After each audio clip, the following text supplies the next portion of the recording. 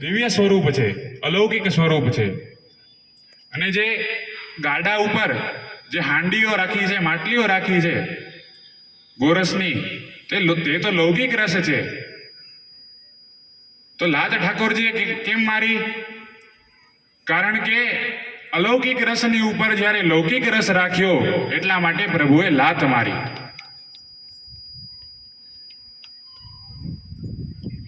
ના આપણે ત્યાં તો શ્રી આચાર્ય ચરણ ગોપીજનોને પુષ્ટિ માર્ગના ગુરુ કહે છે. ગોપી કહા ગુરવ પ્રોક્તા.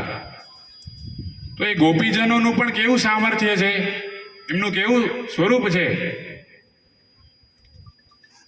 કે શેષ મહેશ દિનેશ સુરેશુ જ્યાહે નિરંતર ધ્યાવે, બ્રહ્માદિક સુખ વ્યાસ રટે, પછી હારિત ઉપન પાર ન પાવે, તાહી અહિર કી છોહરિયા છછિયાવર છાછ પે નાચ નચાવે.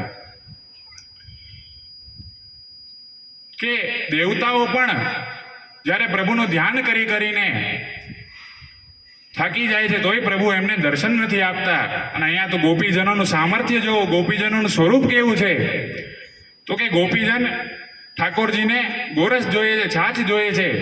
તો ગોપીજન કહે છે કે પહેલા આપ મારી સામે નૃત્ય કરો, નૃત્ય કરશો, મારી સન્મુખ નાચશો, ત્યારે તમને આ મળશે. તો મારા વાલા, જે આખા જગતને રમાડે છે, જે આખા જગતને નચાવી દે છે, એને જ્યારે ગોપીજનો નચાવે છે તેમનું તો કેવું અદ્ભુત સ્વરૂપ હશે. એ કેવલ ને કેવલ એ ગોપીજનોનું, એ વ્રજભક્તોનું જ સામર્થ્ય છે. આ તો પ્રભુનું વિરુદ્ધ ધર્માશ્રય સ્વરૂપ છે. મારા વાલા, એ અલૌકિક રસ, રસોવૈસ પૂર્ણ બ્રહ્મ સચ્ચિદાનંદ ઘન પ્રભુ, એ આપણને શ્રી આચાર્ય ચરણ શ્રી મહાપ્રભુજીની કૃપાથી આપણને પ્રાપ્ત થયા છે. શ્રી મહાપ્રભુજીએ આપણને એ અદય દાન આપ્યું છે. કોઈ પોતાના ધણીને આપે, કોઈને પોતાનો ધણી હોય એને કોઈ સોંપે બીજાને, પણ મારા વાલા, અહીંયા તો શ્રી મહાપ્રભુજીએ પોતાનું સર્વસ્વ છે એ આપણને બધાને ઘરે ઘરે પધરાવી આપ્યું છે. એનાથી મોટી વિશેષ કૃપા બીજી કઈ હોઈ શકે?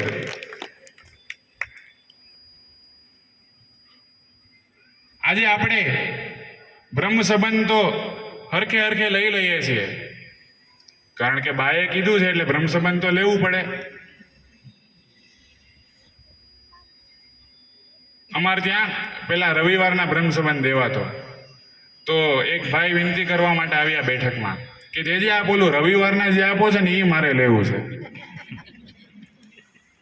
મારા વાલા, આવી પરિસ્થિતિ છે કે હજી આપણને કઈ ખબર નથી કે બ્રહ્મ સંબંધ શું છે, ને છતાંય બસ કોકે કીધું એટલે લઈ લીધું.